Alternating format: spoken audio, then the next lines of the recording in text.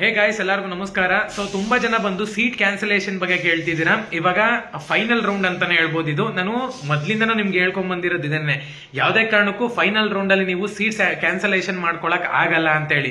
ಇವಾಗ ತುಂಬಾ ಜನ ಬಂದು ಸೀಟ್ ಕ್ಯಾನ್ಸಲೇಷನ್ ಮಾಡಬೇಕು, ನನಗೆ ಈ ಒಂದು ಸೀಟ್ ಇಷ್ಟ ಆಗ್ತಿಲ್ಲ ಅಂದ್ರೆ, ಈ ಒಂದು ಕಾಲೇಜ್ ಇಷ್ಟ ಆಗ್ತಿಲ್ಲ ಅಂತ ಹೇಳಿ ಕಮೆಂಟ್ ಮಾಡ್ತಿದ್ದೀರಾ. ಯಾವುದೇ ಕಾರಣಕ್ಕೂ ಸಾಧ್ಯ ಇಲ್ಲ. ಒಂದ್ ವೇಳೆ ನೀವು ನಾನು ಅಡ್ಮಿಷನೇ ಆಗಲ್ಲ ಇದಕ್ಕೆ, ಹಂಗೆ ಬಿಟ್ಬಿಡ್ತೀನಿ, ಮ್ಯಾನೇಜ್ಮೆಂಟ್ ಸೀಟ್ಗೆ ಹೋಗ್ಬಿಟ್ಟು ಸೇರ್ಕೊಂತೀನಿ ಅಂದ್ರೆ ಯಾವುದೇ ಕಾರಣಕ್ಕೂ ಹಂಗೆ ನಡೆಯಲ್ಲ. ನೀವು ಫೈನ್ ಕಟ್ಟಬೇಕಾಗತ್ತೆ.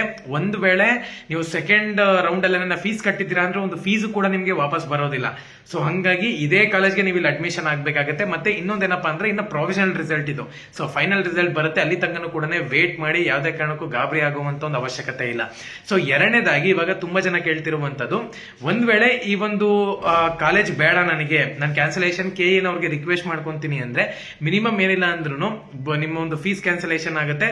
ಅಪ್ ಟು ನಿಮ್ಗೆ 3 to 5 lakh ತನಕ ಕೂಡ ಫೈನ್ ಕಟ್ಟಿಸ್ಕೊಳ್ಳೋ ಸಾಧ್ಯತೆ ಇದೆ. ಸೊ ಹಂಗಾಗಿ ಯಾವುದೇ ಕಾರಣಕ್ಕೂ ನೀವು ಸೀಟ್ ಕ್ಯಾನ್ಸಲೇಷನ್ ಅಂತೂ ಮಾಡ್ಕೊಳಕ್ ಆಗಲ್ಲ. ನಿಮ್ಗೆ ಸೆಕೆಂಡ್ ರೌಂಡ್ ಅಲ್ಲೂ ಕೂಡ ಚಾನ್ಸ್ ಸಿಕ್ತು, ನೀವು ಏನು ಚಾಯ್ಸ್ 3 ನ ಸೆಲೆಕ್ಟ್ ಮಾಡ್ಕೊಂಡು, ನೀವು ಚಾಯ್ಸ್ 4 ನ ಸೆಲೆಕ್ಟ್ ಮಾಡ್ಕೊಂಡು ಎಕ್ಸಿಟ್ ಆಗ್ಬಿಡಿ ಅಂತ ಹೇಳಿ. ಸೊ ನಾನು ತುಂಬಾ ಸತಿ ವಿಡಿಯೋದಲ್ಲಿ ಹೇಳಿದ್ದೀನಿ ನಿಮ್ಗೆ ಚಾಯ್ಸ್ 4 ನ ಸೆಲೆಕ್ಟ್ ಮಾಡ್ಕೊಂಡ್ಬಿಟ್ಟು ಎಕ್ಸಿಟ್ ಆಗಿ ಅಂತ ಹೇಳಿ. ನೀವು ಸೆಲೆಕ್ಟ್ ಮಾಡಿಲ್ಲ ಅದನ್ನ.